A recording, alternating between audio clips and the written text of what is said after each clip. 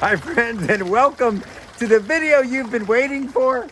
Yes, we finally got an electric outboard for our project skiff.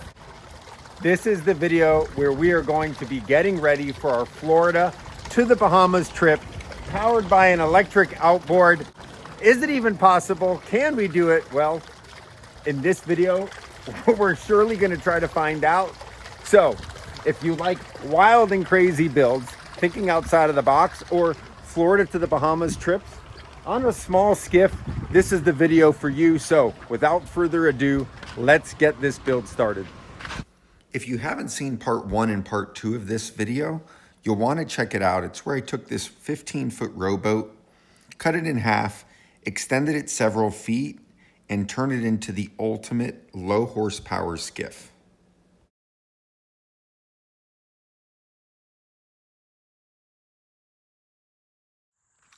I want to take a moment to, especially for those of you that follow the channel and that have reached out over the last several months, there's been some radio silence.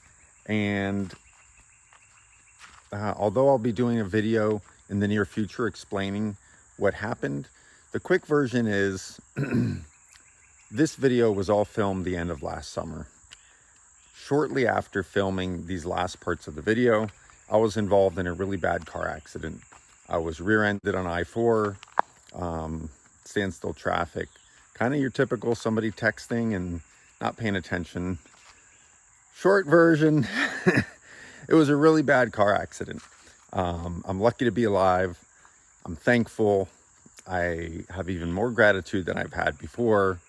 So it's been a journey, to say the least, over the last several months. Has been recovery. Although physically I feel great, I did have some traumatic brain injury from the accident. Recovery has been going good. I'm back to building, back to editing, back to trying to live as normal of a life as possible. It's been challenging, to say the least. At the end of the day, I'm here standing, walking, talking, living the best life I can, and I'm very thankful. So for those of you that have reached out, Facebook, Instagram, email, where are you? Are you lost at sea? No, I've been lost on land. But I'm happy to be back. I'm happy to share more with you guys. And if there's, some people have already reached out asking how they can help. The best thing you can do to help me right now is to watch these videos. They're long, but you watching, you subscribing to the channel, commenting, that helps me the most. I appreciate you all. And I'm going to be doing a video in the near future explaining more details of the accident and the injuries and what happened. Yeah, life goes on, life is good, and I'm happy to be here. So back to the build, and I'll talk to you guys soon.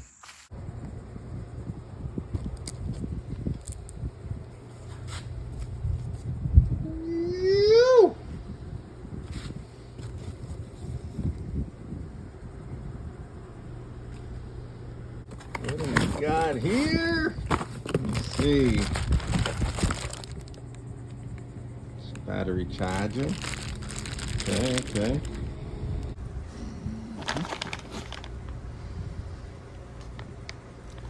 Little safety lanyard. Woo! Look at this tiller handle. This is their super extended tiller handle. Alright, so it's not too bad. I'm gonna do a couple screws up top here. This fits in.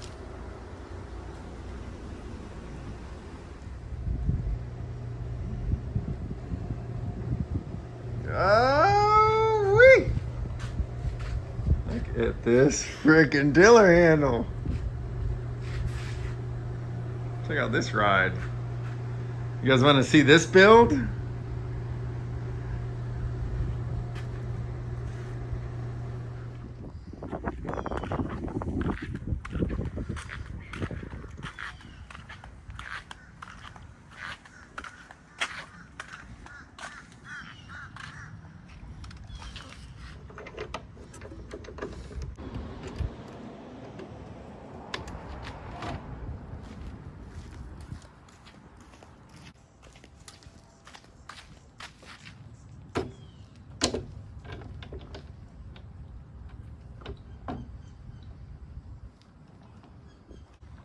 Oh man, this looks sick. How cool does this thing look on here? All right, so I'm gonna adjust the pin to get the lower, we'll call it lower unit, but that's the actual motor, to get it even. So I'll do that real quick. It's got a little, almost like a key ring on here. Need my readers.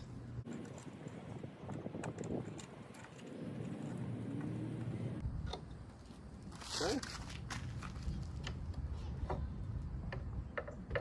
Go to.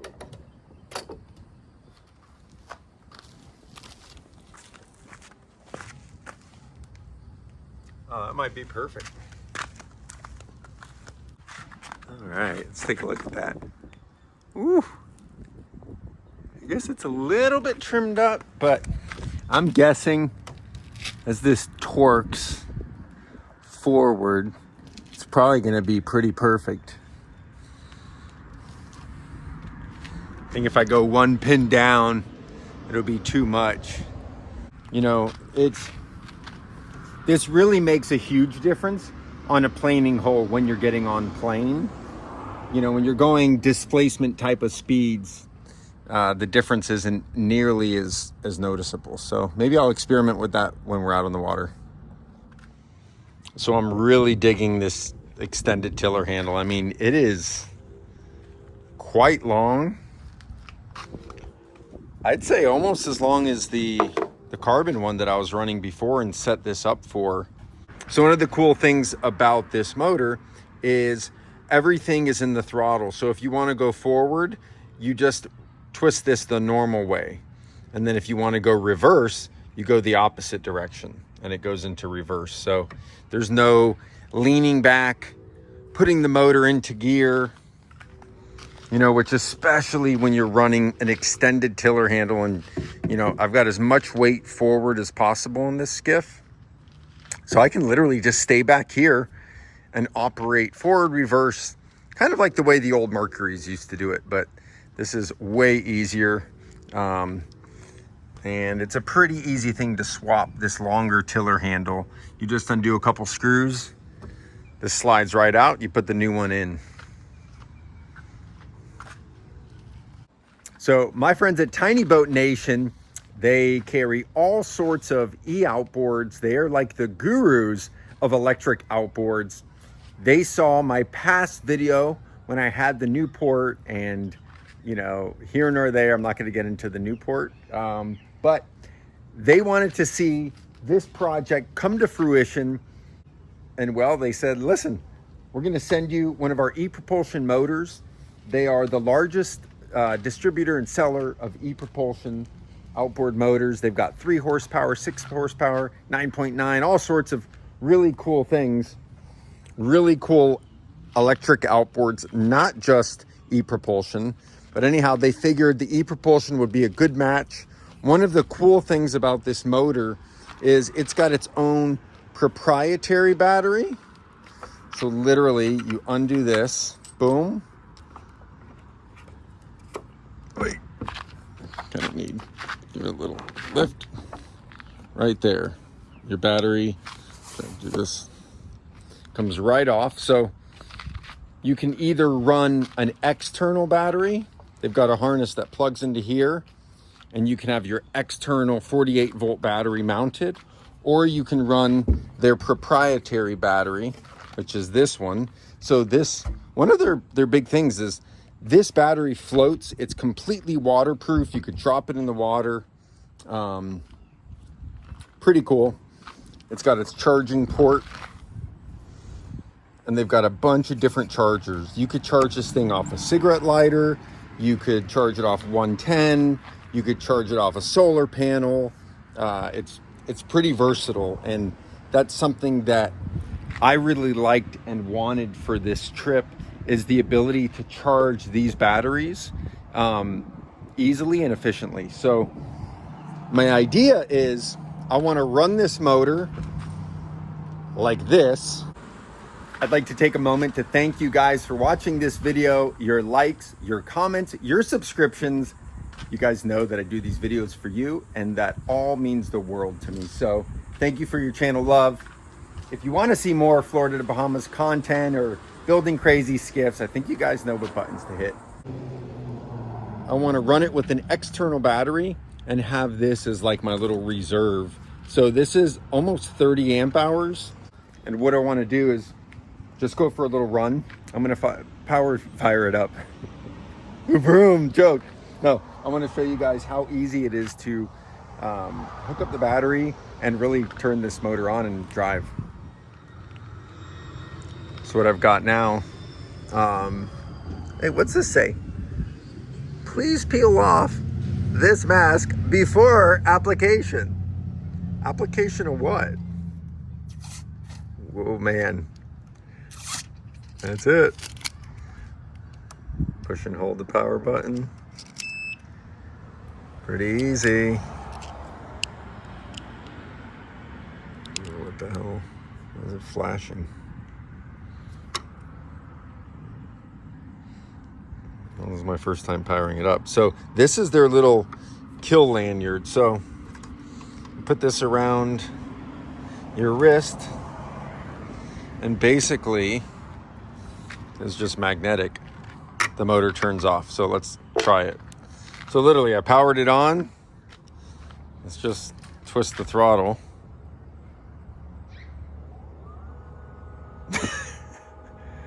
Vroom! It's running. I mean, what? It's so quiet.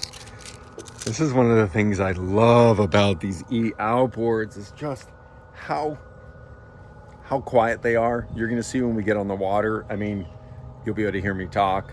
You can listen to things around you, especially if you're going in areas where there's wildlife, or you're trying not to make a lot of noise, maybe for fishing as well. You know, it's, so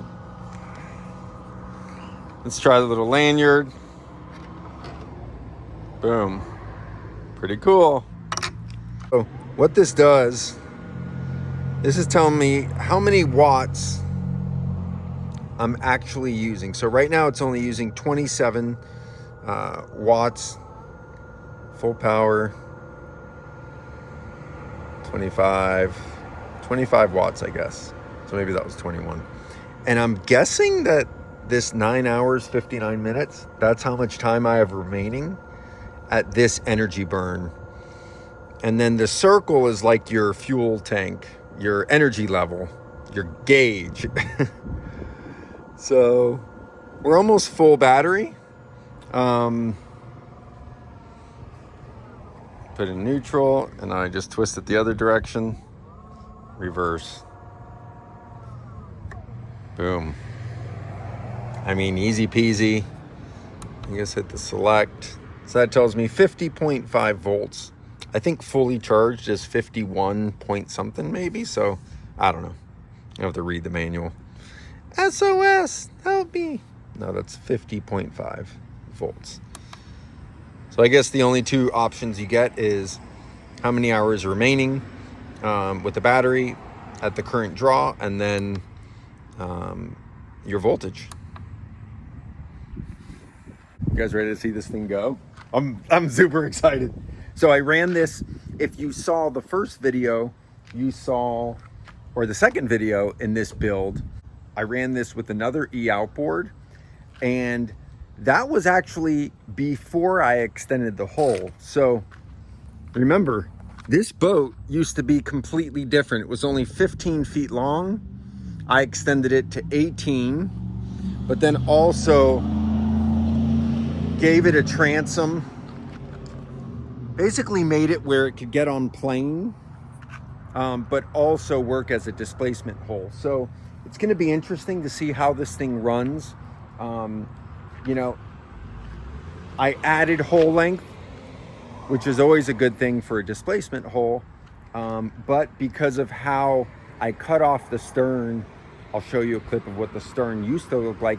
That's really hydrodynamic to help a boat just slice through the water. So it'll be interesting to see how this boat does with this outboard. I'm curious, how fast do you guys think this 18-foot skiff will go with the 3 horsepower e-outboard.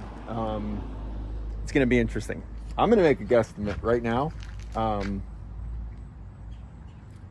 going with 9 miles per hour. That's my guesstimate. 9 miles per hour, 3 horsepower.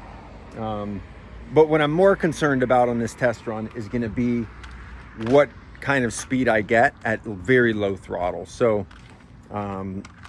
when we figure out the speed and how much energy this burns, I can then figure out how much battery I'm going to need to go from Florida to the Bahamas. So let's hook this thing up and let's go for a test run.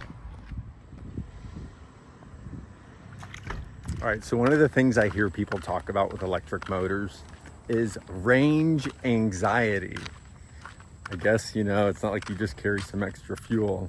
Whatever you have for battery is what you got. I don't worry about it. I just call Barney or Travis and be like, hey, come and tow me in. Or I'll call my guys at Sea-Tow. Here we go. It's time to rock and roll. Look at this band. I don't know. I can't get enough of this whole lap strike design. P-Rogue looking.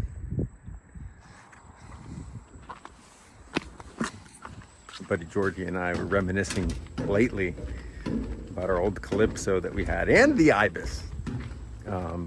This is kind of similar. Let's see. Here we go.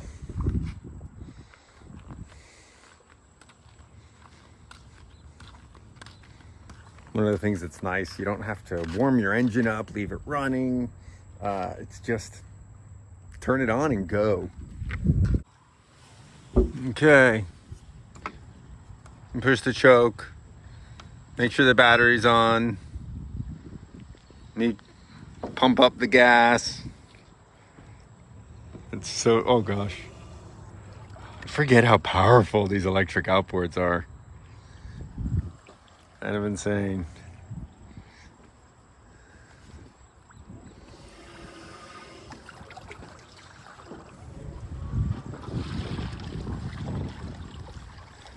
Oh, this thing's gonna be so fast.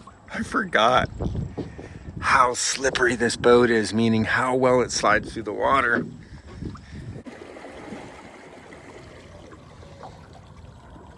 All right, let's see what we got.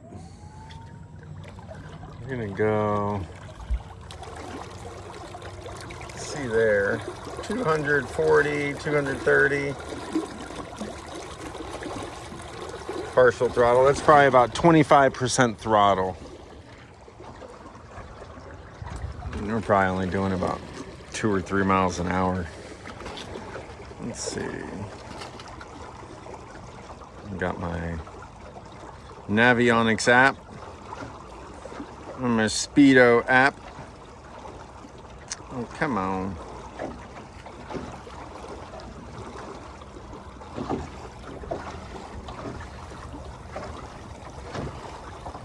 Okay, 4.5, not bad. Let's see, how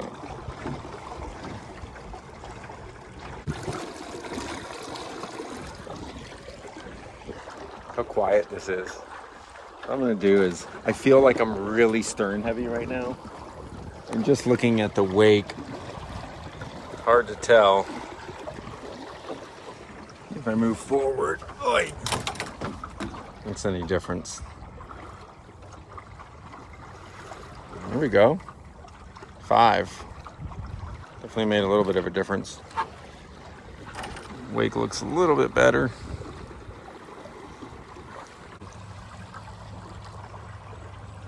So staying in the low 5s.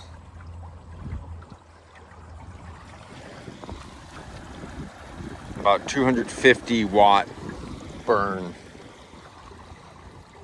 I guess it is kind of similar. I come to this back, see what it does. It'll slow me down a little bit for sure. It is 260, 270 watts. So it's showing a 4-hour runtime. So that's not bad. 4-hour runtime on the factory battery. So I think that's, I'm gonna have to look it up. 26 amp hour battery. So, you know, if I have 100 amp hours, let's multiply it times 3. That'll give me 12 hours of runtime at 5 miles per hour. So, granted, I am not loaded down right now, but honestly, I'm not going to take much.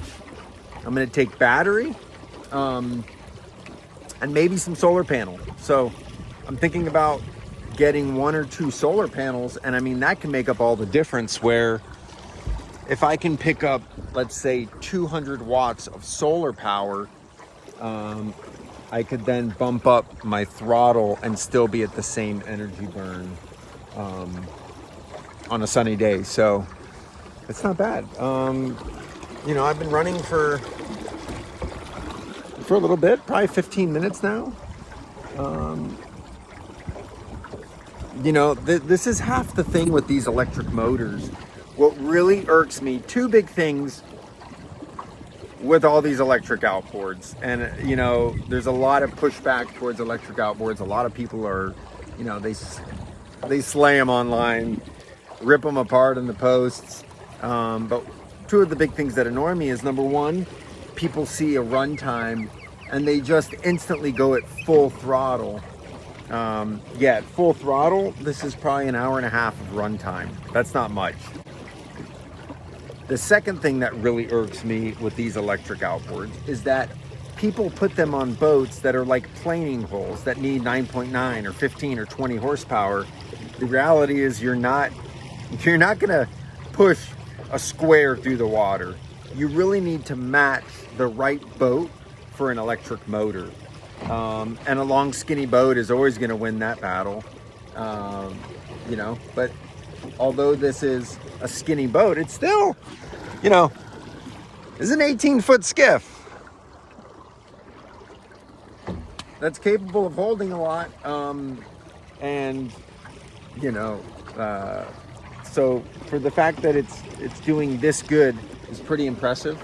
I am really interested to see what happens with some solar. So just for theory, let me see at the 500 watts burn where we would be at. Definitely feel an increase in speed. You can see that wake really starts to pump up. All right, so we're right at 490-ish. Look at what my battery consumption just did. 2 hours. I just went from 4-hour runtime at 5 miles per hour. Now I went to a 2-hour runtime, and let's see what my speed is.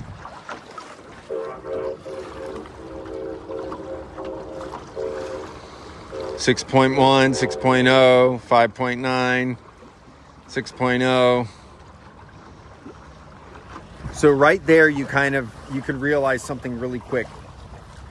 I'm cutting my runtime in half, and I'm only gaining 1 mile per hour. That's a big trade-off, you know, especially if you're going 50, 60 miles. I mean, yeah, that could take an extra hour to get there, but like 1 mile per hour, you know, for a lot more runtime. And for those of you that are going to bitch at me about not wearing a safety lanyard, I'm not putting my life at risk right now. And listen up, this is my life to live. I grew up in the 80s, no helmets on BMX bicycles. We learn by doing, and we get tough by messing up. So it's my public service announcement. Let's just see what our mile per hour is on full speed. 1,000 watts. Look at our run time.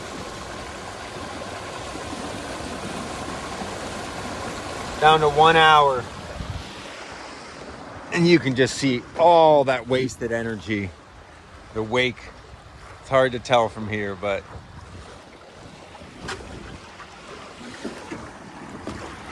I mean, we're cruising. That's for sure.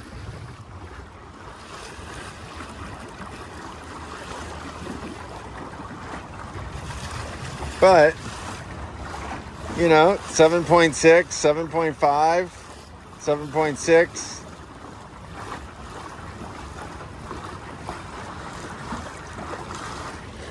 So we cut our run time in half again to 1 hour, 7.5, mid sevens. Again, gaining 1 more mile per hour. So overall top speed, 7.5 miles per hour, 1 hour run time. All right, cut that speed back a little over 5 miles per hour, and I'm getting 4 hours run time. So, you know, it's nice to have that ability, you know, to monitor battery usage and be able to just cut it back.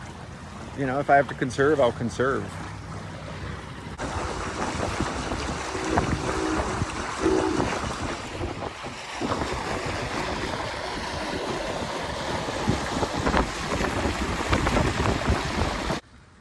All right, so it's been a couple weeks since our first e-propulsion test run on the skiff. I was waiting on some crucial parts to be able to do a full test and some missing links to the puzzle. But now I've got them. Finally got a little break in weather. Weather's been really bad for this past week. And, well, I'm going to introduce you guys to some new products and things that we're going to put to the test and use to make this Bahamas adventure possible. And yes, in case some of you guys noticed, a fishing pole. What's that doing on my boat? My buddy Georgie hooked it up. We were talking about it recently, and he's like, man, if you're going to be going super slow across the Gulf Stream the whole way, you might as well be trolling. So I was like, Georgie, I don't even have a fishing pole. So I just saw Georgie. He brought me this fishing pole. He says, this is the plug. This is what I want to use. So, yeah, it's my new reel, my new rod. So I went ahead and I've had this rod holder for a minute. Been waiting to repurpose it. And then this little sailboat stanchion. This is basically part of a rail system for a sailboat. But I had mounted this when Chelsea used the skiff for a flag. So anyhow, it serves well as a rod holder. And then I don't know what I'm going to put here. Put something. Could always mount a little light. Flag holder. I don't know. Well, after doing a bunch of homework and based on the performance from the test run on the skiff, I spoke to my friends at Time. They are providing me with some 51, well, basically this is like your 48 volt system battery. They make these they make all sorts of lithium ion batteries. This is part of their series for outboard motors or golf carts. So these are 60 amp hour batteries. So with these two batteries here, I will have more than enough juice to go from Florida to the Bahamas, all electric. So that's no solar panel, no extra power, just pure battery power that I'm carrying, as well as the proprietary battery that comes on the e-propulsion motor. So you're probably wondering, how do you run these batteries on the e-propulsion? It's pretty easy. So this unplugs, and if you undo this, oops, this battery comes off. You don't have to take that off, but it makes the stern a little bit lighter.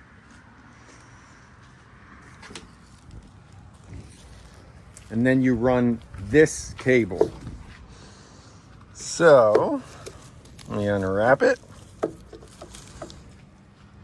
So all you have to do is connect these two together. Oh, let me undo it. Boom. Boom.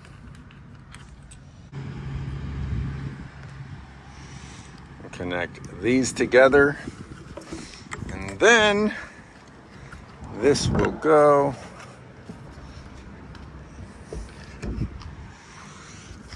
to the external battery. Bada boom, bada bing.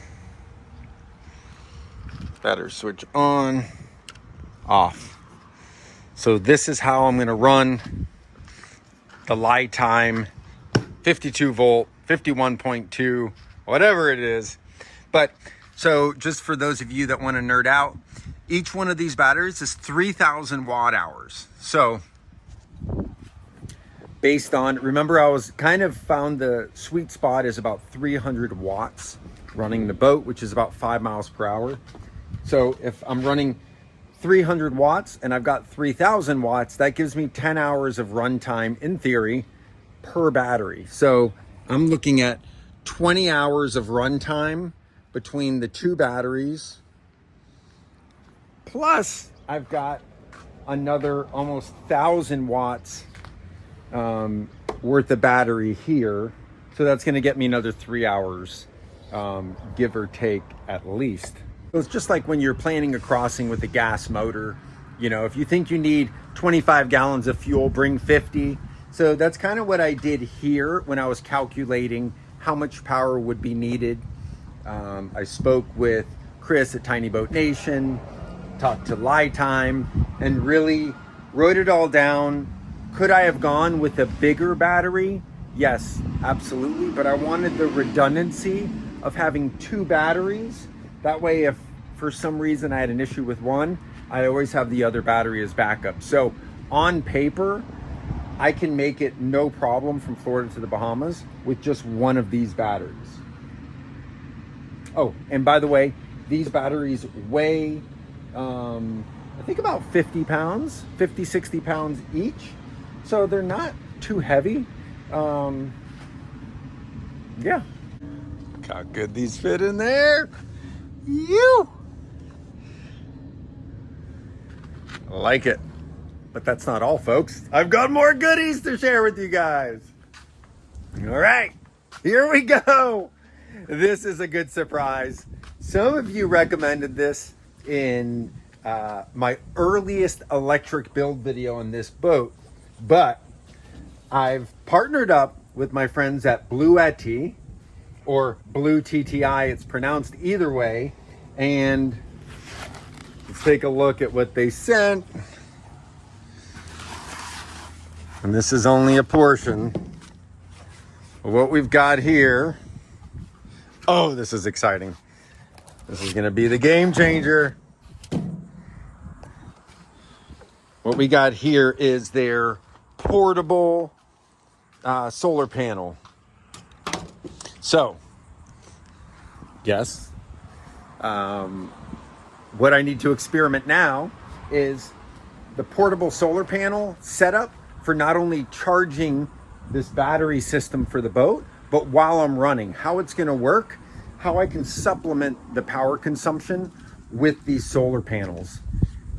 All right, so I'm gonna show you guys how to set this up. I haven't even tried, I haven't looked at the instructions, but who needs instructions, right? Yeah.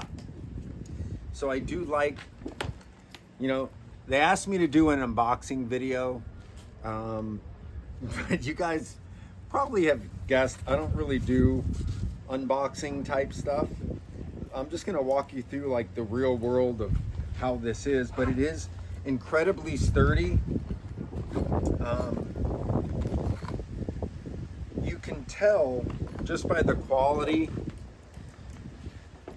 of stitching, of materials used, like none of this is real chintzy stuff. It's actually nice quality, especially in the wires. That's something that I'm like OCD about wiring. I cannot stand when cheap wires are used, and the quality of this stuff seems to be pretty decent. So I want to show you is, I'm curious how much length we have in cable.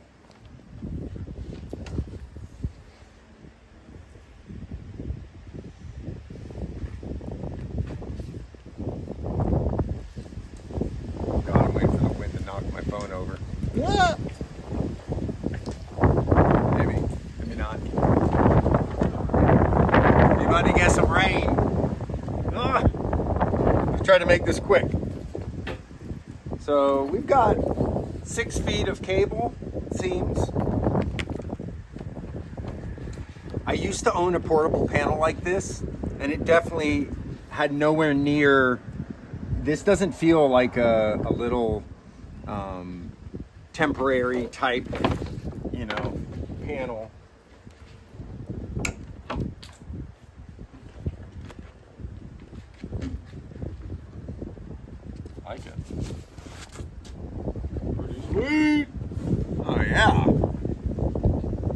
Nothing to it.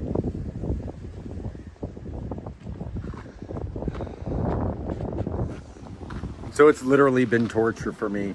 I've had these panels for almost a week now. The weather has been really bad.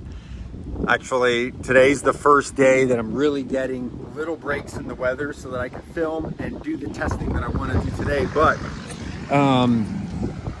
I've been waiting like a kid at Christmas to open these up and see what they're like. I really like that there's these eyes for strapping down. I guess these are, oh, okay, the backside of snap rings.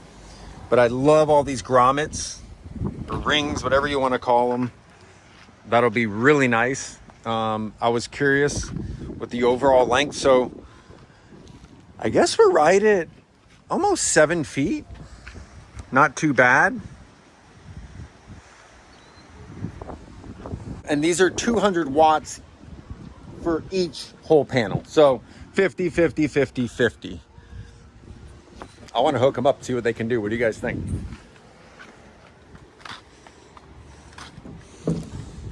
So I told you guys I had a bunch of goodies. So here's one of the cool things sent. So this is ePropulsion's solar charge controller, MPPT, which is going to be a much more efficient charge controller for solar panel. You know, you can get the cheaper non-MPPT. I forget the name of it. But these are going to be way more efficient and especially make use of every bit of power that your solar panels can put out. So this will hook directly to the solar panel. Boom. And then this connector here can go right into the proprietary battery. So can basically charge this battery on the fly. So, you know, maybe I run this battery first and then put it on charge as I run off the other batteries, the external. Oh, we're getting rain. Welcome to Florida. It's raining on me. Of course, try to get some filming done. But I mean, hey, everything's waterproof, right?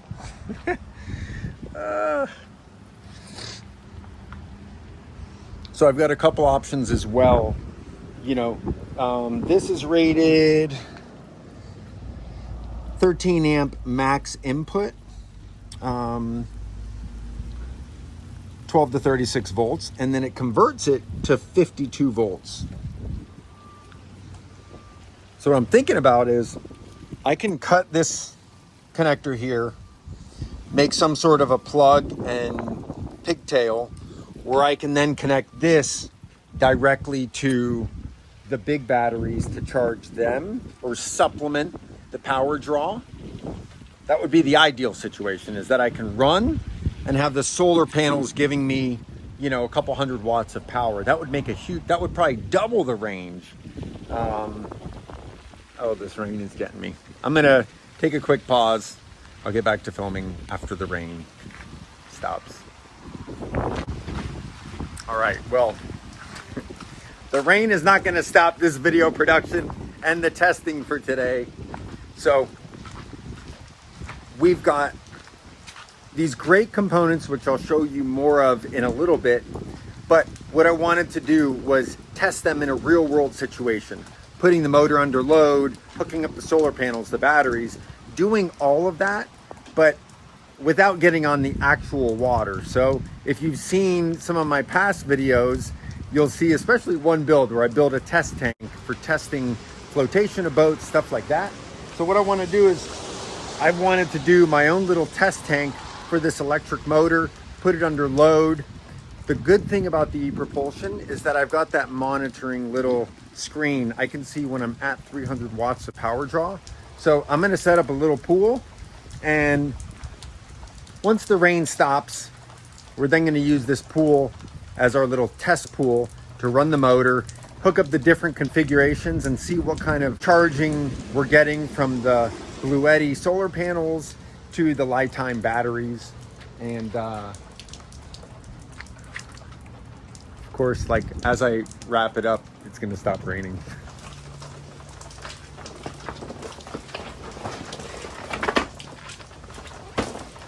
What?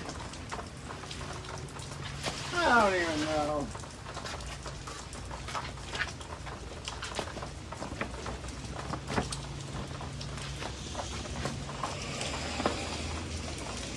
I literally found this in garbage by someone's trash pile. I don't even know if it holds water, but we're about to find out.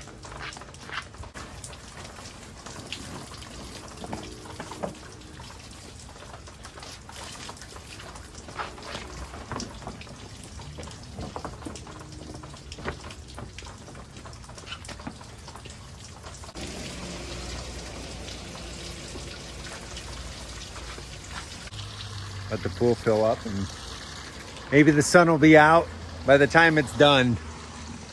Almost. The rain has already passed. Set up our testing facility. Oops. The sneakers got a free wash.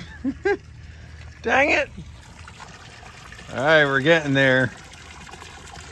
Some of you might be wondering, is this deep enough? Yes, I did measure the side. It's about 14.5 inches. So it's gonna be interesting. Also, the thrust that comes out of a 3 horsepower motor is gonna be pretty substantial. If I were to go full throttle, I can almost guarantee that it could just blow this thing right over. But I mean, you don't know unless you try. We're gonna make one hell of a whirlpool, I can tell you that much. So I'm gonna pull the boat back out. The rain is past and finish setting everything up. Man, that looks nice. Typical Florida, right? Rain passes. Now it's sunny and hot. Oh, we are getting close. So as you can see, we got a motor height problem, which I knew. So I'm gonna lift the front of the trailer, get the motor height proper. It's gonna be very close to just being submerged. But again, the only goal here is to create 300 watts of resistance or power draw from the battery. So I don't know, I'm praying that our little pool holds up. I feel like it's gonna completely just get trashed. I might have to build a plywood test tank. Hey, you don't know unless you try. Let's do it. All right, can you see it? We are like a 1/4 of an inch off the bottom. Let's see. A couple inches, the props below. Considering this has no cavitation plate, this is definitely gonna pick up some air, create some swirling, and but what do you say we give her a go? First, we'll just test it to see what happens. We got our power on. We got our little kill switch. Here we go. I'm giving it throttle. God. Okay. Oh God, I didn't take into account it flexing so much. I don't think it's, oh, it's so close. I just don't want it to hit.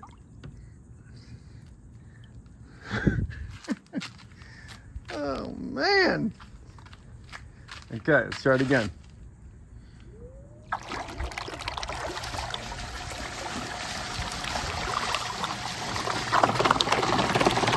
Where are we at? 115. Got one hell of a whirlpool going, baby.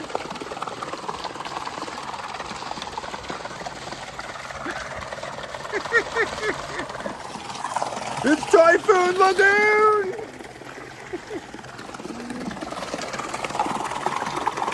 Oh man.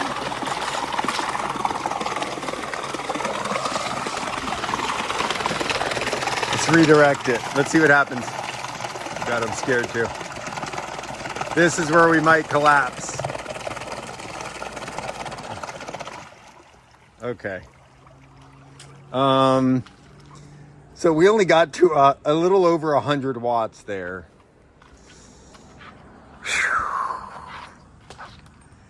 Gosh dang it.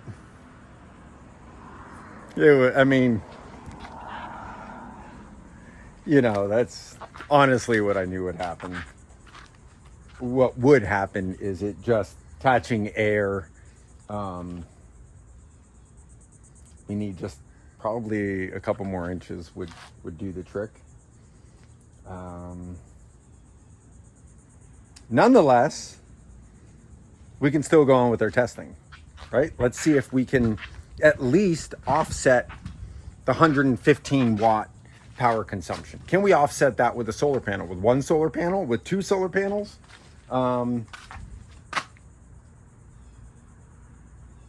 Let's try it out. No! Okay, I just found the limit. Oh my gosh. I just found the limit of our test tank. You're gonna have to... It's way more than I thought it would do, that's for sure.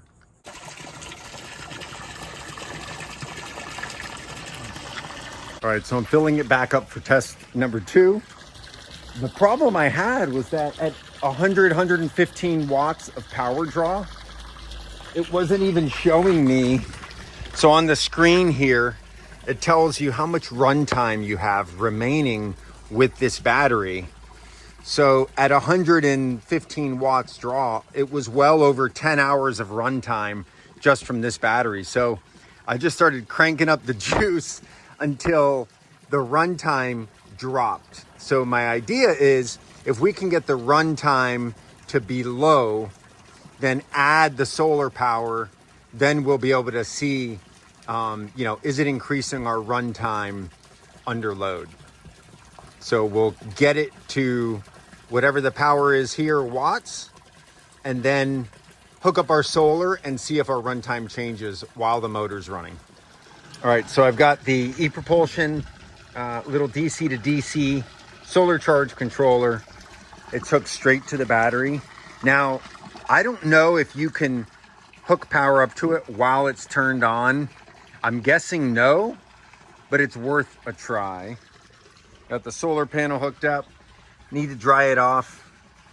Solar panels are not as efficient when they're wet. Little droplets like this affect how much they absorb. So I'm gonna dry this off, and we're pretty close to a test run.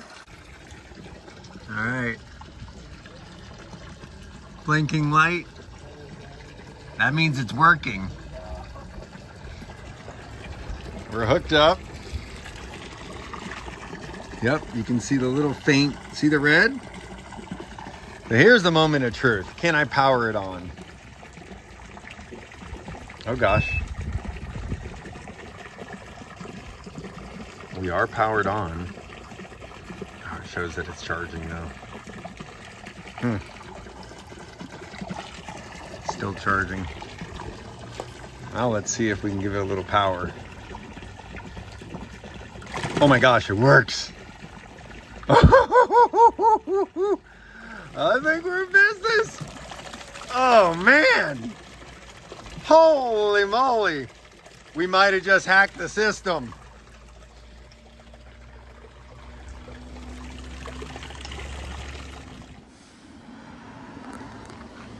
All right, we're breaking out the big guns. We got both Bluetti 200 watt solar panels. So this is 400 watts of solar, which, in theory, in a perfect world, should offset the 300 watts that I want to draw. But realistically, that's a really big misconception. People think that you're going to get the power out of these panels.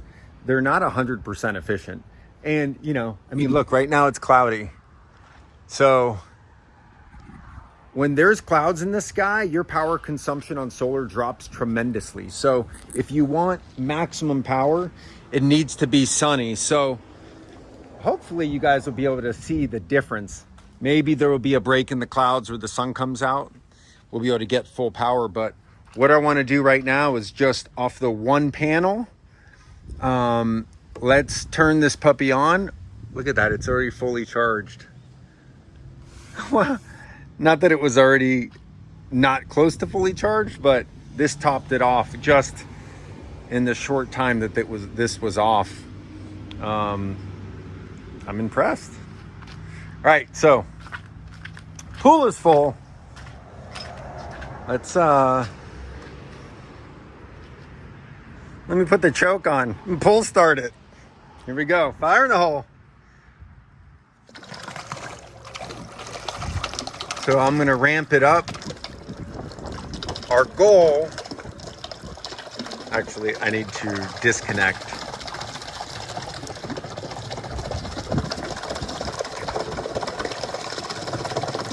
See how high we can get this. Woo! We're at 100. Let's go, baby, go! 150. Come on, pool. Hang in there.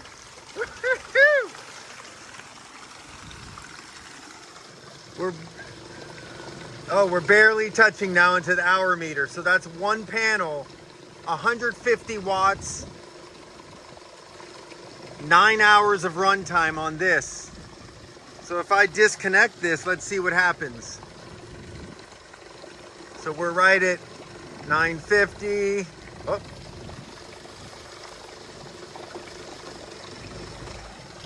I'm gonna disconnect this real quick.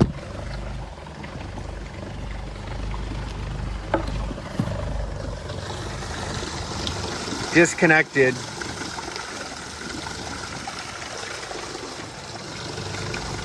That does not make any sense. Okay, we're cutting close. Oh. All right. That was interesting. So, you know what? I'm gonna have to watch the video and see. We went from the charging icon to it being off before I disconnected, I believe. Let me plug it back in. Okay, we're plugged back in. Let's see if we get the charging icon back.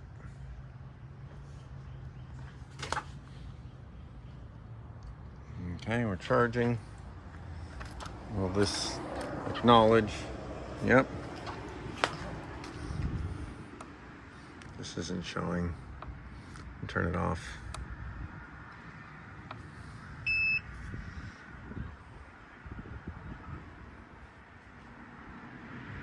Interesting. So it's no longer showing, because we're topped off.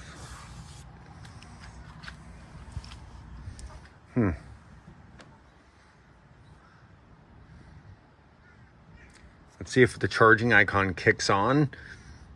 If we get up to like 200 watts. All right, so what I want to do real quick, without the solar hooked up, I'm going to get it up to 150 watts and see what it says for battery consumption.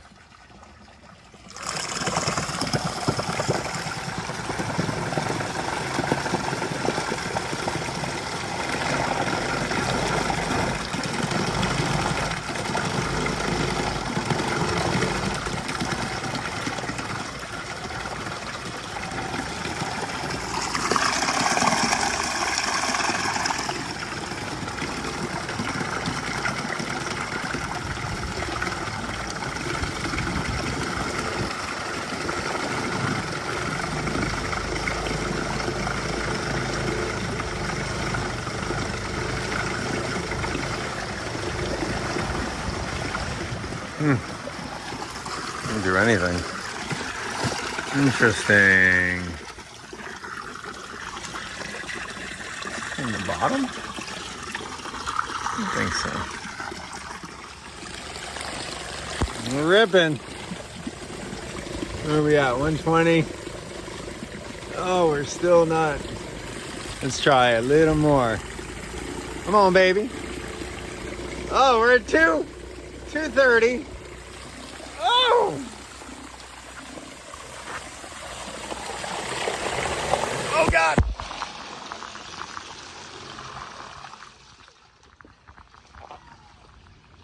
Well, I've got to take a moment to thank a couple people and a couple companies. So first and foremost, my buddy Wayne the Boat Guy is his channel. He is a monstrous part of this project coming to fruition. He's been there for me from the very start, helping me navigate different electric motors. He's the guru. He has so many good videos with technical info and his experiences in testing electric motors on different boats that I highly recommend you click at the very first thing in the comments and description is going to be a link to Wayne's channel. And if you're interested in buying anything solar and electric, Wayne's got links. I would highly suggest and hope that you would maybe go through Wayne's channel, help support his channel, because he's a big part of this all happening. I want to thank my friends at Blue Eddy for these portable solar panels and the new power station that they supplied me. It's worked awesome so far. I've got some really fun things coming up where I'm putting this stuff to use way more than this project. I've got a friend, thank Lifetime, their lithium iron phosphate batteries, their charge controller. I'm really happy with their product so far and all the testing that I've been doing. And of course, I've got to thank my friends at Tiny Boat Nation. You guys are rock stars. You know, that was the big beginning part of this second part of the journey, was Tiny Boat Nation stepping up saying, hey, we want to hook you up. We want you to have a good electric outboard that's going to last and make it to the Bahamas. So thank you, Tiny Boat Nation. Thank you, Lifetime. Thank you, Blue Eddy. Thank you, Wayne the Boat Guy. We're going to do it. We're going to make it happen. Yes, we are going to the Bahamas on an electric outboard. I cannot wait. All right. Not peak sun of the day, but we're going to give it a go. Let's set up the other Blue Eddy solar panel. We're going to see what we can make happen. Pull in a little bit of air. But at 300 watts, we're going 9 hours, 38 minutes. And that is with the light time. So with 60 amp hours running our external harness, we were, over 9 hours. So, which is pretty much the calculation. What I figured. So now what I'm going to do is I'm going to hook up the proprietary battery and I'm going to try to just link straight to the battery. I looked it up online and they totally say you can do that. You can hook this up while you're running the motor. So I'm going to run it the same way I just did and then plug this in and see if it makes a difference on runtime remaining. So let's see how it goes. All right. So with all right, so with this battery, get about 4 hours of runtime at 300 watts, which is, exactly what we figured. You can see the runtime will go down, if you can see that. Drop.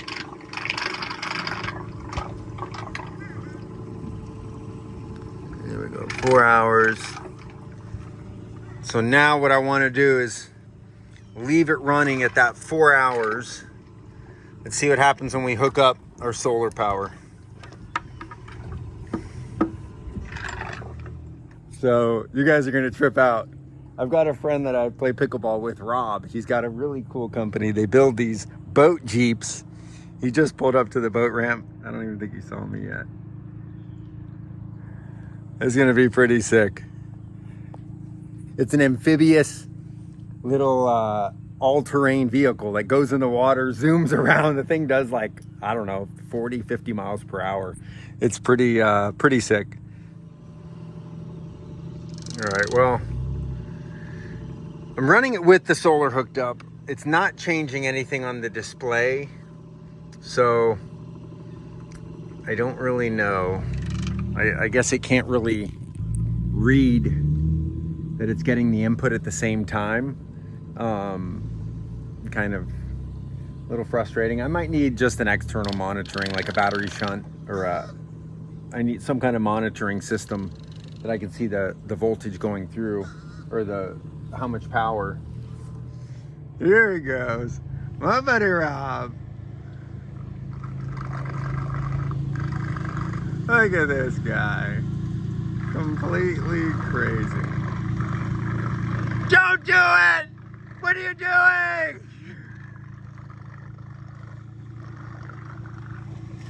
Look at that thing.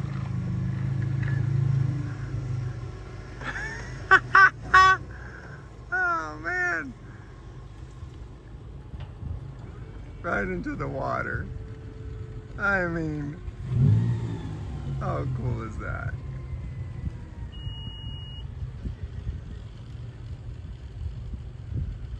That's so sick. Yeah, buddy. Are you going to be here for a minute? Oh, yeah. All right. Have fun. We're testing this one out, so we'll be back in like 15 minutes. Cool, dude. If it doesn't sink. I'll come get you. All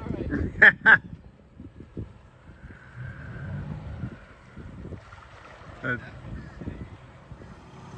All right, so at full throttle, an hour and 24 minutes with this battery. And if I go down to about 300, let's see what we got.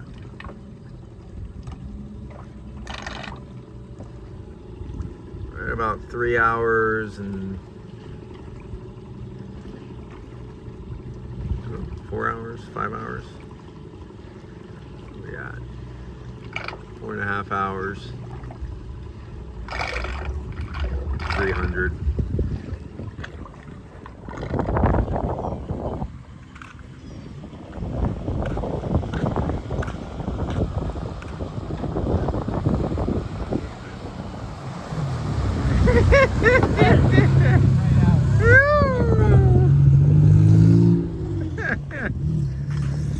How funny is that? So funny, Rob. Pretty cool, huh? Oh man.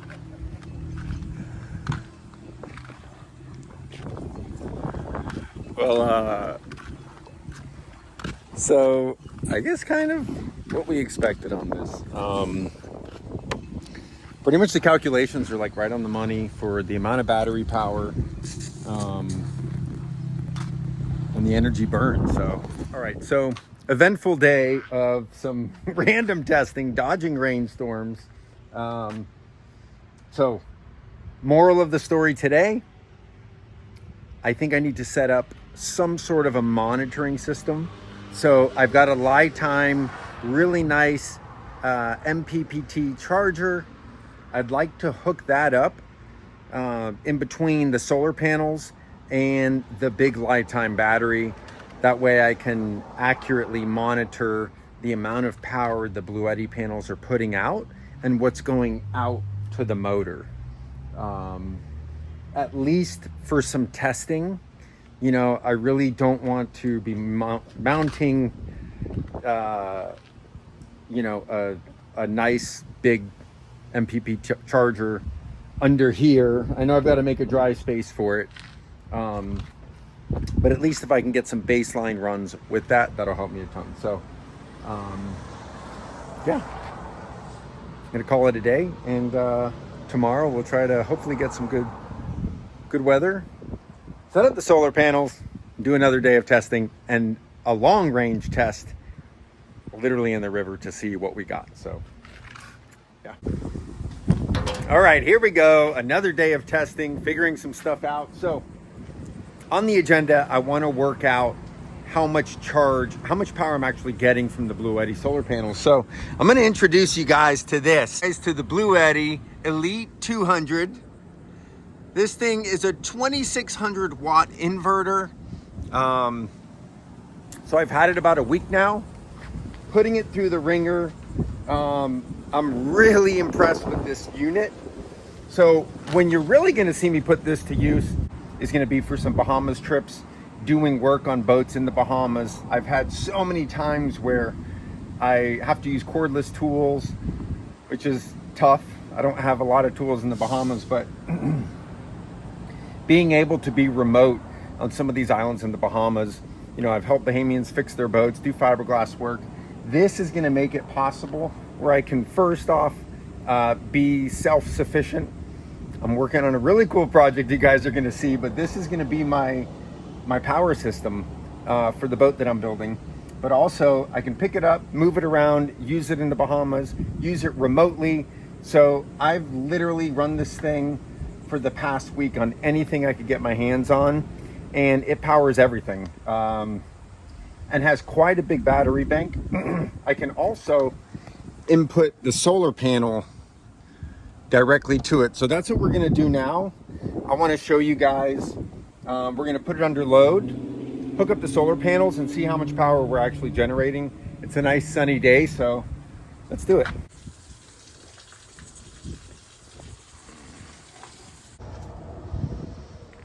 All right, let's put this puppy to the test. So it's really straightforward. Hold the power button, boom. And this is nice. It's going to show me my input, my output. This is DC side, and then AC, how many watts input if I plug it into a wall, or output on what I use. So let's plug something in. Let's see what a little compressor does. Let's make some guesses here. I haven't run this on here yet. I'm gonna say 400 watts. That's my guess. I don't know. Here we go. Fire in the hole. Nothing. Okay, wait. Okay. I think we're... Okay, AC on.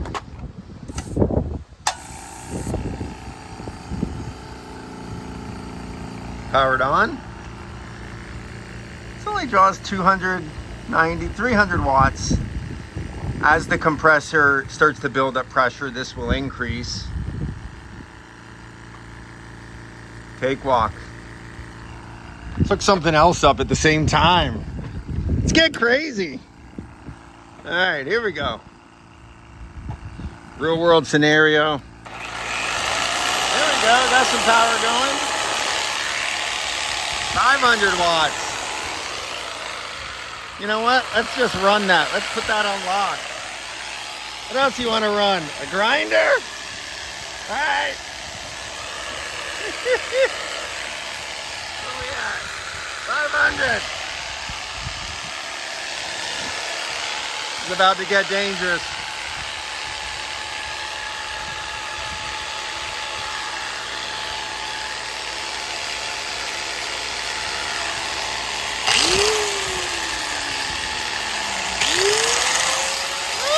We're running everything. 800. Okay, I'm scared to leave this. Oh God. It's running. We got one more outlet. What else can we run? Circular saw. Oh man.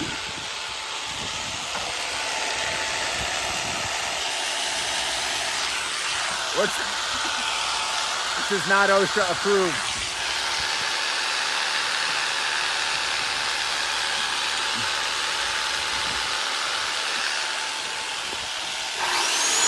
Woo! We're running it all. Oh yeah, now we're pumping. 2,000 watts. Okay. Wow. I've got to unplug everything. Well, that was pretty cool. Let me turn all this stuff off so that when I plug it in next time, I don't like cut off a finger. So pretty sweet. Let's hook up the solar panels to it, and let's see what kind of power we can produce. So I've got my Blue Eddy portable solar panels. So this is all I've got to do and make it so easy. I'm really not like being infomercial type of thing here. This truly is this easy, and I really like how just user-friendly, simple this is. But it's literally all you got to do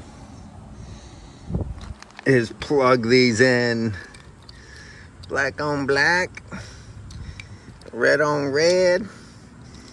Now it does tell you two different panels. So you see there, DC number 2, DC 1. So I just want to make sure that, you know, each panel goes to its own spot.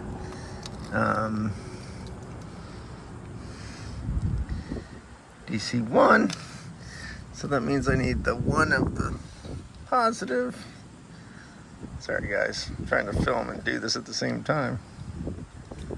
Oh God. No dexterity today. Okay, and just double check. So this should be for my second solar panel, DC2 and DC2. Perfect. Now I'll hook this one up. I'm about to have some solar. All right. And now we literally just take this end, DC input. We're on. Let's see what we got. You can hear it, something clicked.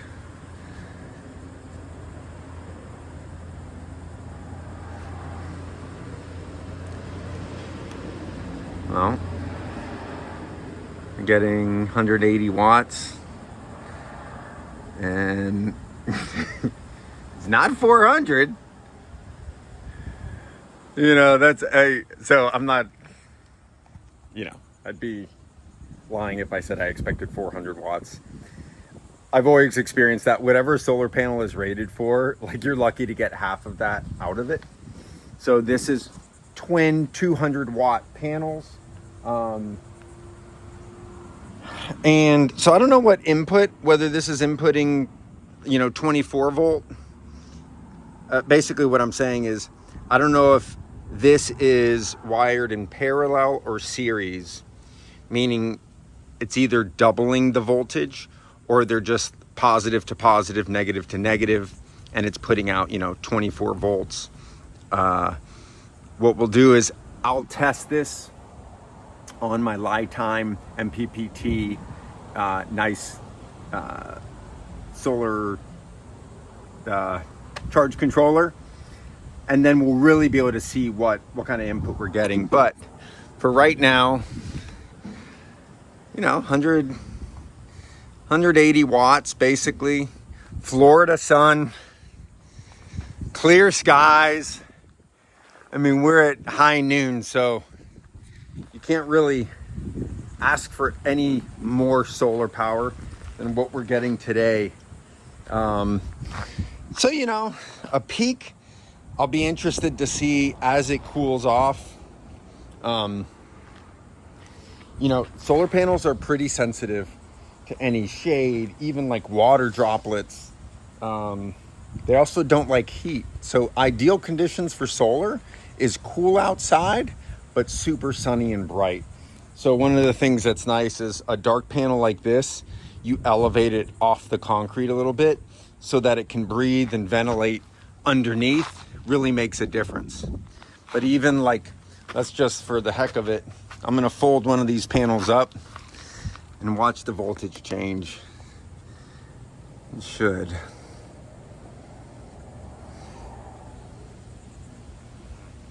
Didn't change much. Okay, make a liar out of me. 10 watt difference. Maybe if let's see what happens if I introduce a little shade. Standing just in a corner of the two. Let's see what it reads. Yeah, lose a little bit, not much. It's interesting. Other panels I've dealt with in the past, it made a really big difference. These, it's not making such a difference, so that's kind of cool. Yes, I have enough battery bank to get me through the Gulf Stream, but it's nice to know if I have to supplement power, I can hook up these solar panels and, you know, cut my consumption in half. And then when I get to the Bahamas, I can also recharge everything right off the solar. Pretty cool. So here's something interesting. Kind of wasn't sitting right with me. I'm just here thinking, you know, I thought there'd be a little more power. So I just unplugged the one panel and we're getting 145 watts off this panel. Did not drop much. So I'm curious. Let's test each panel individually and see what they do. All right, so I'm now plugged in to the other one. Look at that. Right at the same, 140-ish, 144 watts. They're consistent.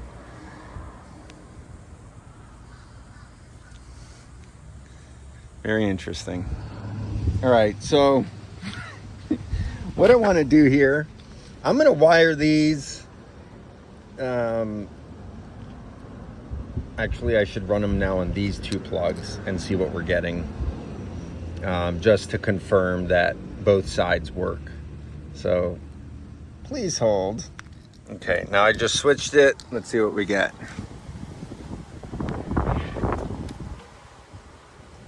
Yeah, we're golden. Interesting. So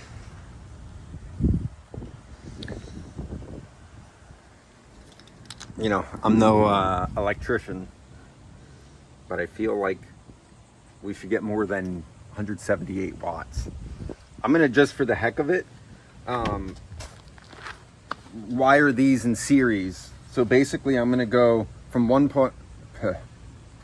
positive of one solar panel to negative of the other, and then the one end from each solar panel, hook that up into the harness.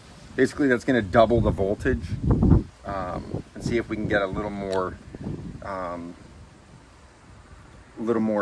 power to flow through this to the inverter. Let's try it out. All right, so we are now run positive into negative, and then the output, a negative from one panel, the positive from the other. Oh, there we go. Now we're cooking with fire. So now we are a true double of the panels. Look at that. Almost 300 watts.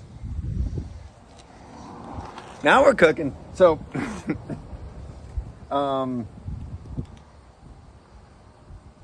just making sure I did it how I thought. So in all fairness, I did not read any instruction manual whatsoever. It might say this in the instruction manual to, if you're running two panels, to wire them in series and then just go one, you know, the way I did it here, hook up to one side of the input. Very, very cool. That's pretty exciting. Super exciting.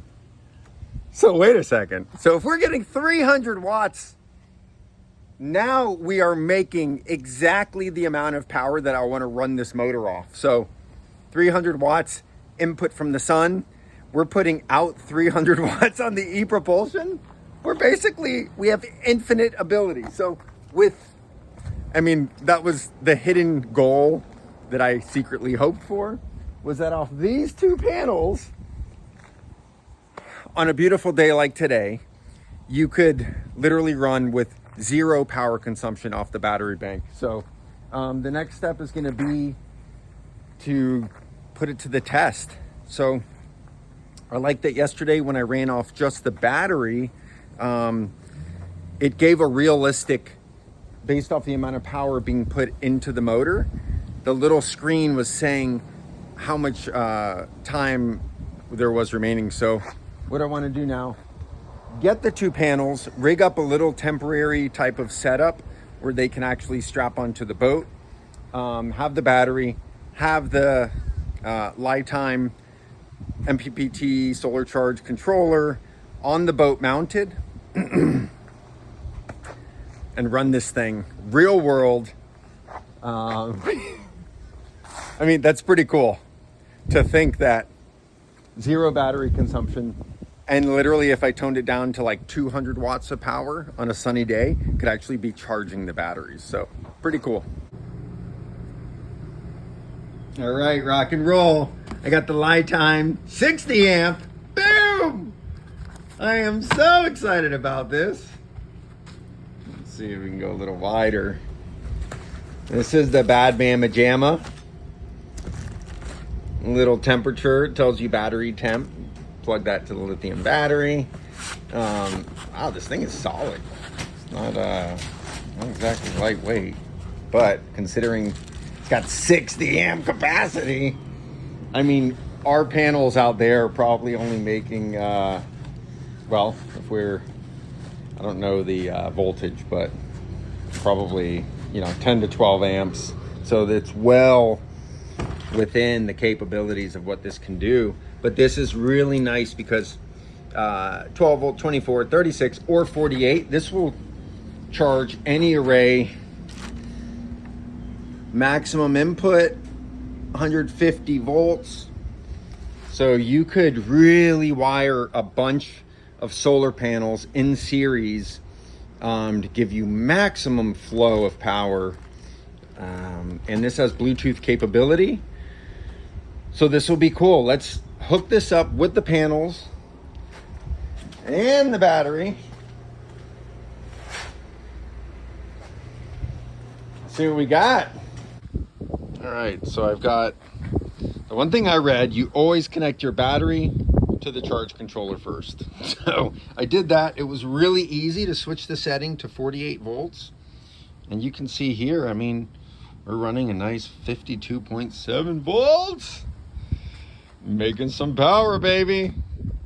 Oh man, so now I'm gonna hook up, I gotta make a cable real quick, and we're gonna hook the solar panels up to the charge controller. See what kind of input we get. All right, see what we got. Dripping sweat everywhere. Fire in the hole.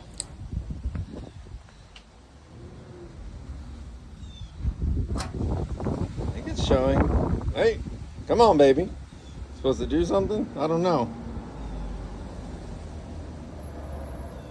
Yeah. Maybe I should try to use the app. Maybe I should read the instructions.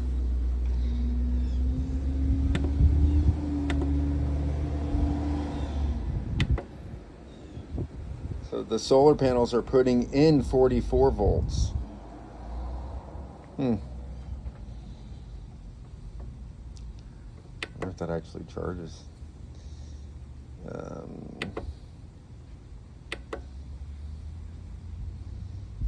Considering the battery is at the battery is higher than the solar panels, we might have an issue. So they do make oh gosh, like power booster sort of things that can convert like low voltage to higher voltage. That's what that little e-propulsion unit we were using can do. This is not, it's putting out lower voltage than what we got. So, and that's wired in series, which is, kind of makes sense. 44 volts. I wonder, I need to read some instructions on this thing. And so we're doing 0 charging here. No amps. All right, well, I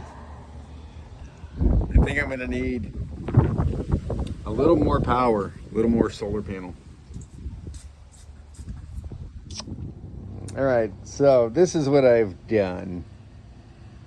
I've cut the end off the e-propulsion charge controller. So this is a step up, kind of what I was just talking about.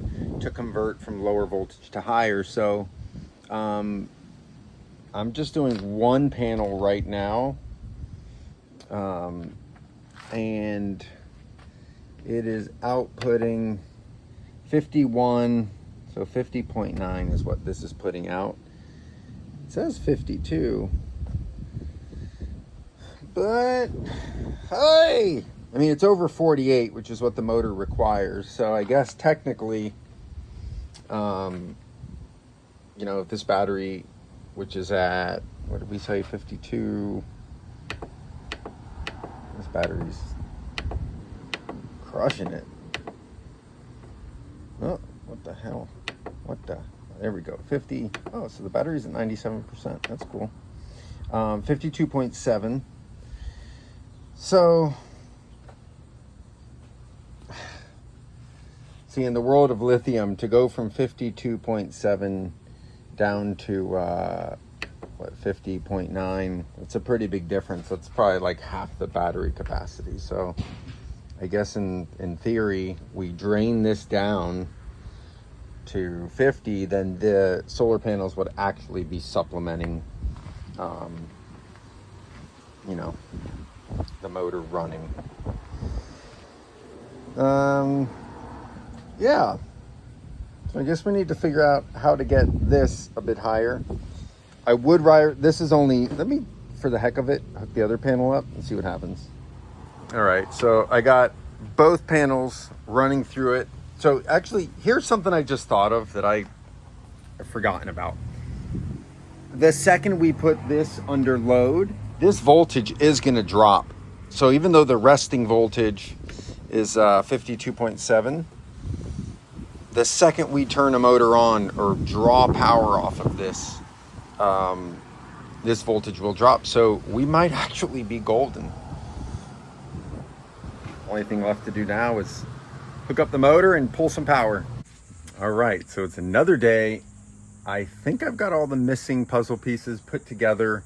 So what I'm gonna do right now is set up the boat with the solar panels, the full electrical system, and we're gonna go for the real, well, it's gonna be the real deal test run.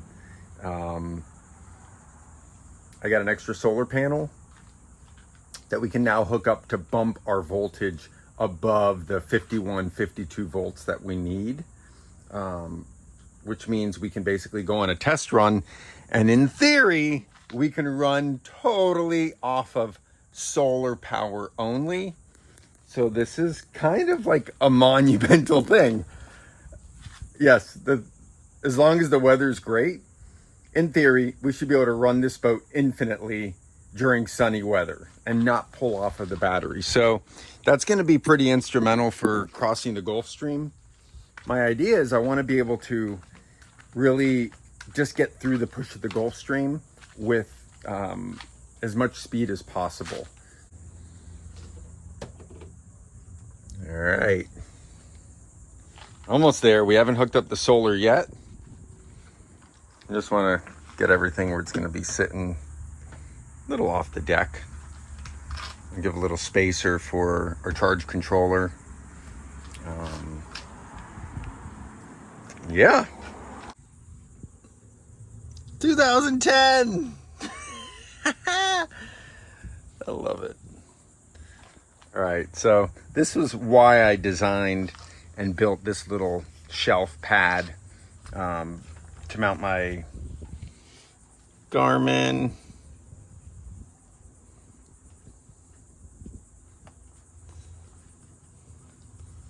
All right, so I love these older Garmins. You know, yes, there's modern touch screens, super big, super nice. These older ones, you know, when you're in real world conditions, it's wet, there's rain, there's waves, like, I don't know, I'm into simplicity, and these old Garmins are just workhorses, proven time and time again. And yeah. Anyhow, so we're going to be able to monitor our track and speed while we run. So I'm just running this right now off this little 12 volt lithium battery that I've got. We're almost ready.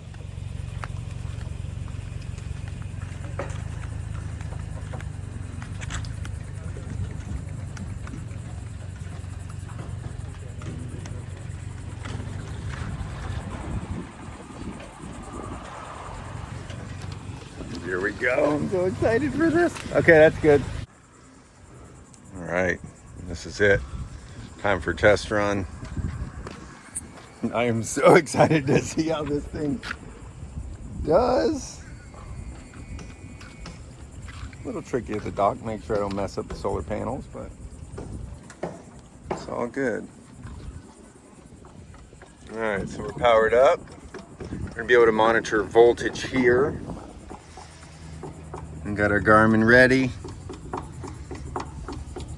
Got the drone. And got the app ready, so here we go. I can monitor all the battery stuff charging through the LiTime app that connects directly to the charge controller. So let's do it. It's so quiet. That's what I love about this setup. Super quiet, super easy.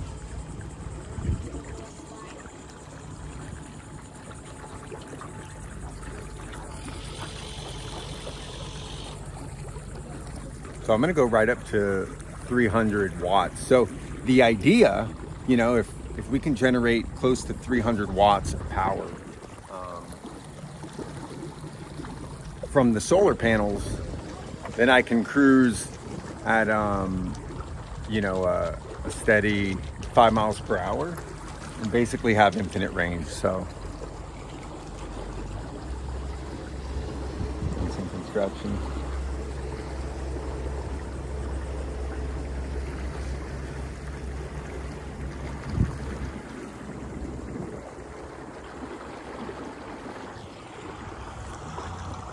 I'm cruising along right at 4.3 knots.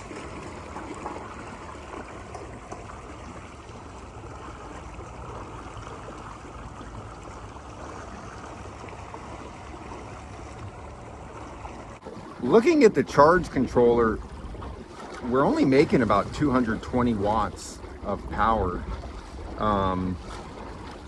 You know, honestly, what I need more than anything is like a battery shunt, I believe, so I can monitor the flow between the battery and the motor, or to connect to the output of the charge controller. I gotta check and see if it can make enough power, but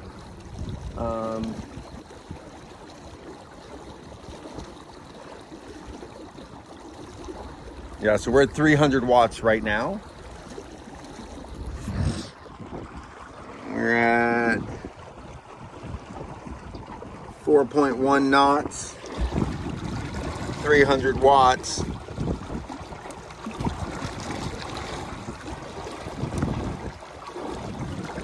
What we got there?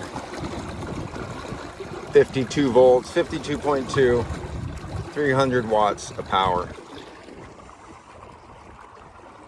4 knots, 4.1 knots.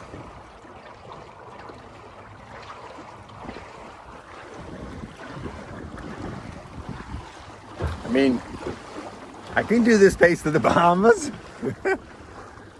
I've gone this slow before, no doubt. So, yeah.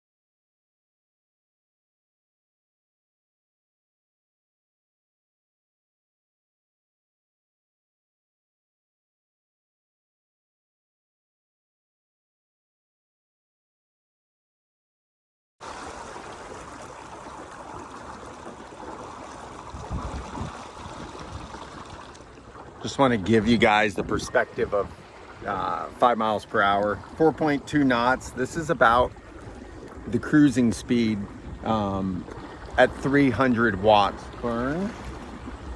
So we're getting a little less solar off these panels than I thought. You can see here that I added a off-brand solar panel, and part of me is thinking that's throwing off. So I want you guys to see just how quick we're moving along. You know, you definitely get somewhere at 5 miles per hour. And then when I give it full speed, I really can get somewhere. You can tell a lot by looking at the wake. Overall, pretty stoked with it. I mean, we're getting, so actually, for all intents and purposes, I'm gonna match the 250 watt input with the output, and let's see what our speed is.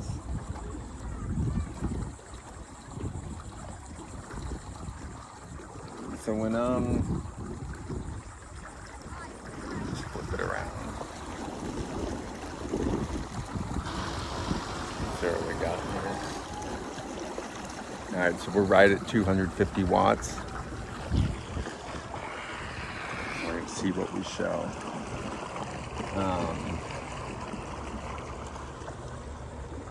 We are 250 watts, 3.7 knots, 3.8 knots, 3.9 knots. So, I mean, 4.0 knots. Oh man. So here's the thing, at 250 watts, so this is infinite range. This means I'm running right now solely off of solar panel. We're going 3.9 knots. Keep flirting with 4 knots, but I'd say there's 4 knots. So not too bad. 250 watts. We're basically going,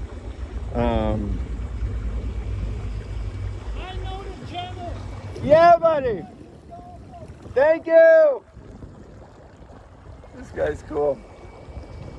So at 250 watts. So right here at this speed, we have infinite range. We can go all day long as there's sunshine. This boat is going off of 0 battery power. So I cannot believe the speed we're actually getting right now. I can't believe that at this speed, we're only going off solar power. So this is infinite range. Kind of incredible. Really, really cool.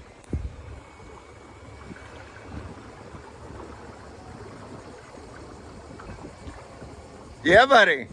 Hey, man. What's happening? My buddy Hunter over here from the Sailing Center. What's up?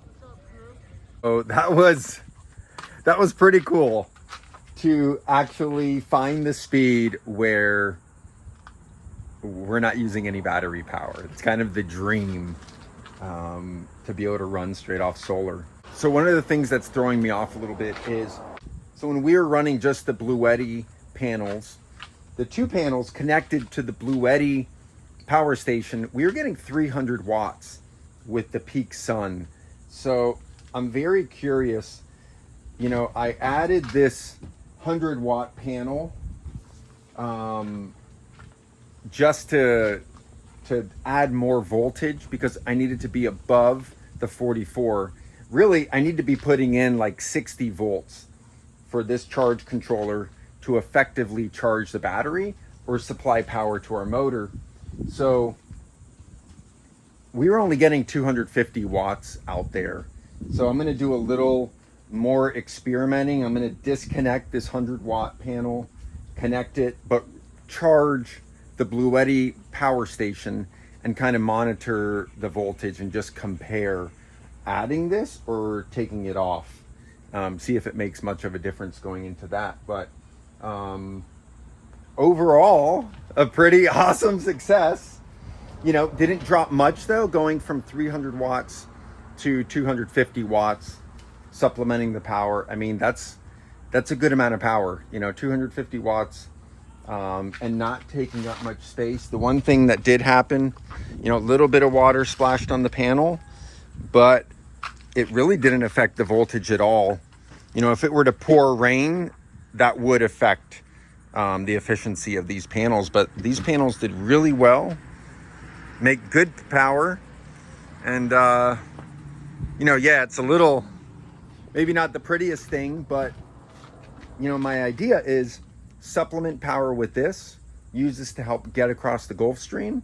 And then because I have 2 of the Lifetime 52 volt batteries, one battery can run around all day, the other battery can be charging on solar. So be able to just flip flop, you know, one day use the charged battery and the next day run the one that's charging. So I mean, we've officially cracked the code. We can run off straight solar. So now we are officially on a good weather watch. We're looking for a proper weather window to cross the Gulf Stream. It's going to take me a day to maybe get all of this organized, situated, attached properly. So guess what's going to be in the next video? Yeah, we're crossing the Gulf Stream in this bad boy. So if you want to see more of this adventure, or maybe you like some of my past Bahamas crossing videos, I think you guys know what buttons to hit, what to do.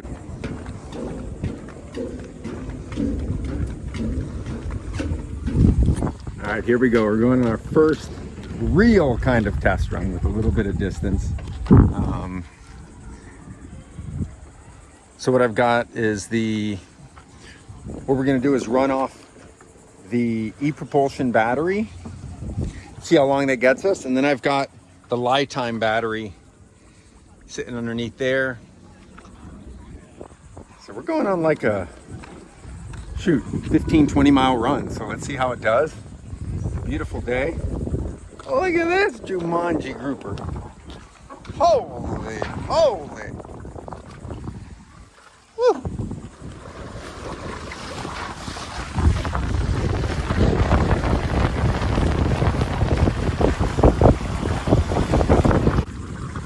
It's crazy. I love how stable this boat is.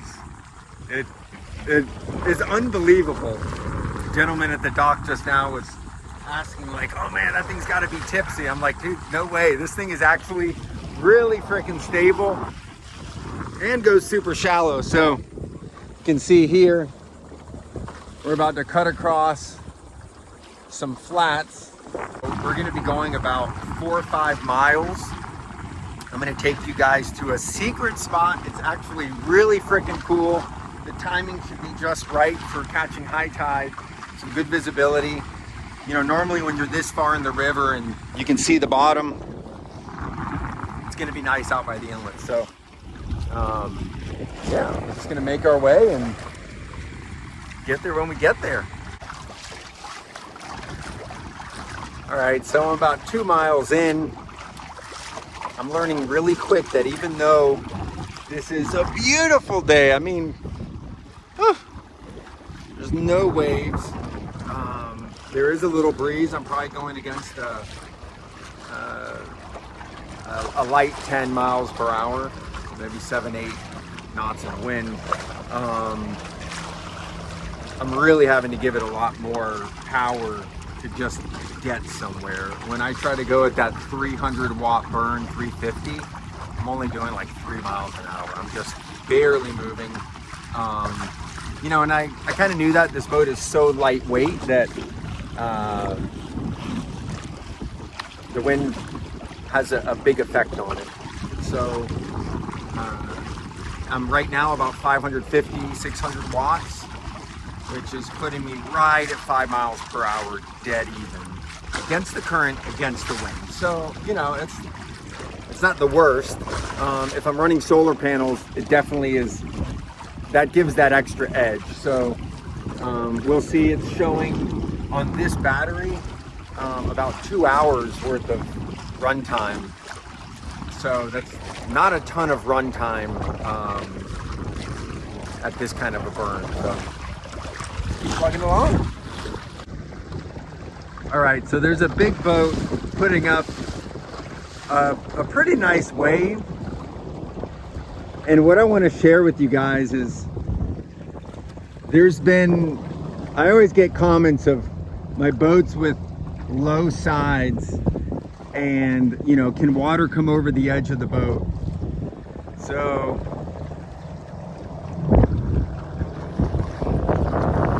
what I want to do is show you right now that even with a big wave like this, here's a crazy idea, folks. Boats float. So as the wave comes, the boat floats up. So we're going to go head on into this wake. It's hard to tell. There we go. Boosh. Hi. Big rock. Nothing to it. Right, so that'd be about the biggest wake that I would go head on without maybe taking a little water over the front. You know, anytime taking a big wave in a small boat, if you're worried about stuffing the bow, all you would have to do is turn sideways and just let the wave hit you from the side. So that's it. So right now we got this wave coming. Although this is a smaller wave, if I turn to the side, I just want to show you guys what will happen here. All that's going to happen is just let the wave pass. The boat continues floating. The waves do not swamp this boat just because the sides are small or low to the water. So I know that's a legitimate question that you guys have asked in the past, or some concerns. Whenever I see people, even at the boat ramp just now, it's the first thing people say, oh my God, the sides are so low. You could never take that thing in open water. Half the battle is just knowing how to drive a boat, but the other half is just knowing how your boat reacts to waves. So yeah, this boat, it's like a bobber. Think about a fishing bobber. It's gonna always be floating. The wave comes up, boat goes up. So we are, I don't know, about definitely more than halfway there. Still got a couple miles left. Battery wise, we're showing 50 minutes of runtime left. So we're up around 700 watts burn right now. The current is absolutely ripping, head current. So I'll try to video when we go by some of these pilings to show you how much current we're going against. So right now, just going by one of the little islands in between. Pretty cool. They've got these islands right off Stewart that great like camping spots. I don't know if you can camp overnight, but people picnic and come out here for the day. Pretty cool spot. That gumbo limbo. Oh man, that tree is. So yeah, we're getting there. It's about to rain hard. See it coming. A little bath, a little shower. Nice to cool off a little bit, actually. Be out of the direct sun. All right, just got out of the rain. You can see it all here. And just finished crossing the channel. So I'm right outside of the St. Lucie Inlet. And there is a ton of boat traffic today. But it's a beautiful day out. So I wanted to fly the drone crossing through. I'm gonna fly it now, and you guys are in for a treat. This is my favorite secret little spot. So any of you that ever wanna come to the spot, this is called Hole in the Wall, located at the St. Lucie Inlet, just outside of Stewart. So the entrance that most people know is right here. You'll be able to see it on the drone in a second, but we are pretty low on battery. It's only showing about 15-20 minutes runtime left. So I might switch over to the big battery now.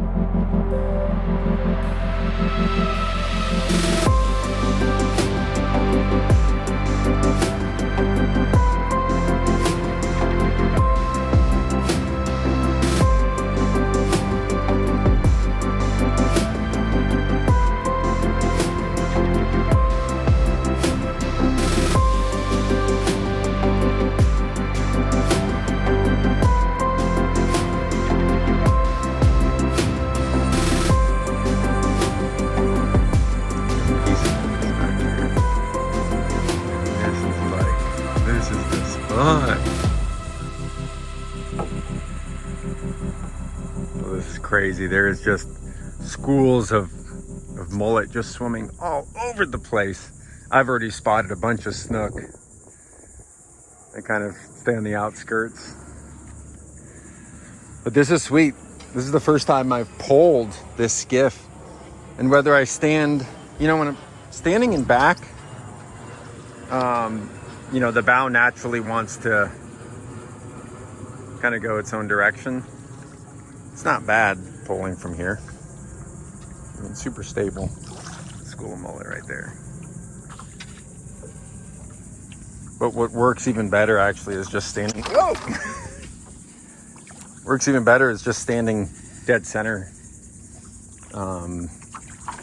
Really easy just to pull right through.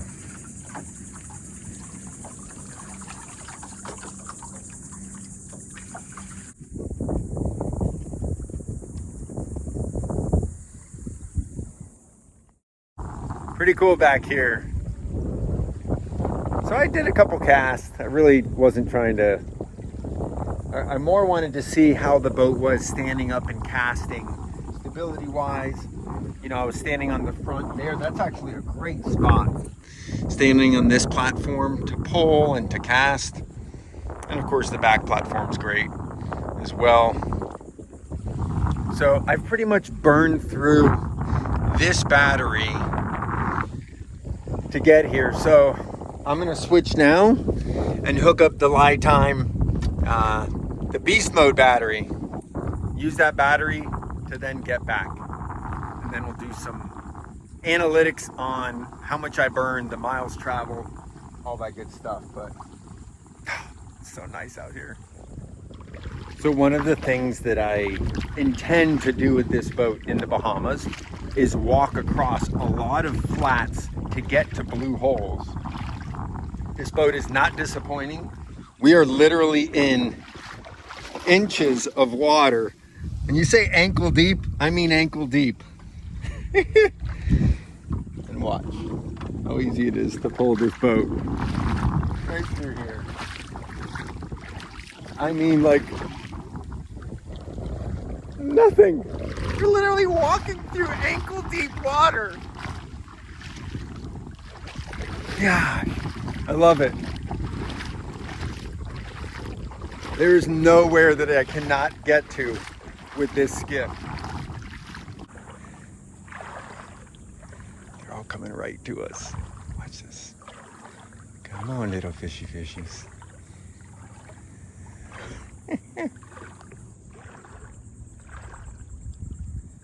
Something's probably snuck someone right there. Oh yeah, right there. I don't know if you guys can see that. Little 20-inch snook going after him.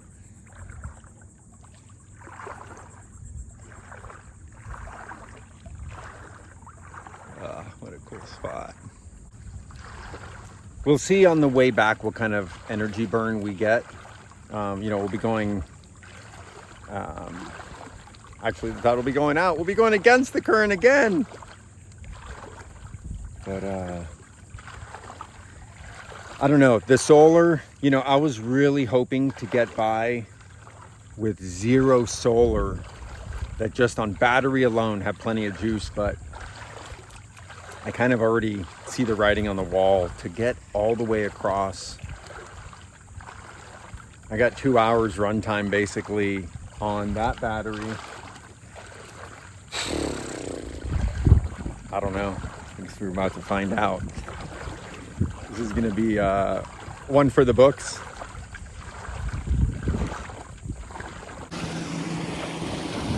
All right, we are ripping. Woo!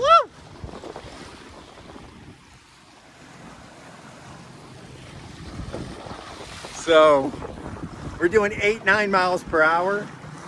Got the wind at our back, just totally cruising.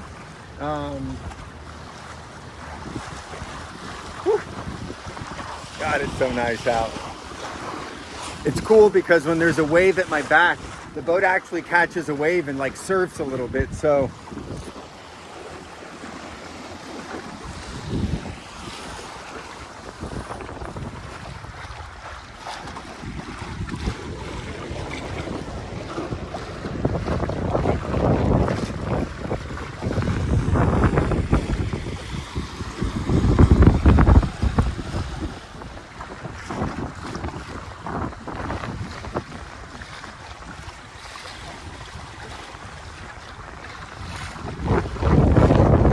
these sharks up here.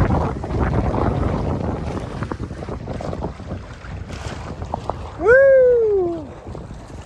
Nice. Look at this one. Electric gets right on them.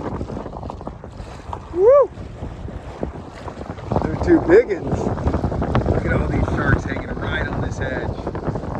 All these black spots are sharks. These are all 4 or 5 footers. The one back there was at least 6. Look at all the sharks. We can't creep on the sharks. Stealth mode.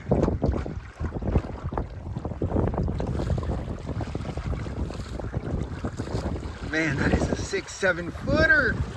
Yoo! Woo, woo, woo, woo. Look at them all go. Man. Yeah, baby. Electric. Watch this one get screwed. Oh, 7 footer. Well, friends, that concludes this part of the video. I think you guys know what's in store next. I am actually planning my 2-week window of when I'm going to be crossing to the Bahamas with this electric motor. So all systems go. I'd like to thank you guys again so much for watching, especially any of those of you that have hung around till the end of this video. I know this was a long one. It's a lot of detailed information that I feel if you didn't like it, you fast forward through it, right? But I appreciate you guys being here. As always, thank you for watching. Your likes, your comments, your subscriptions. You guys know they mean the world to me. So until next time, I'll see you guys soon.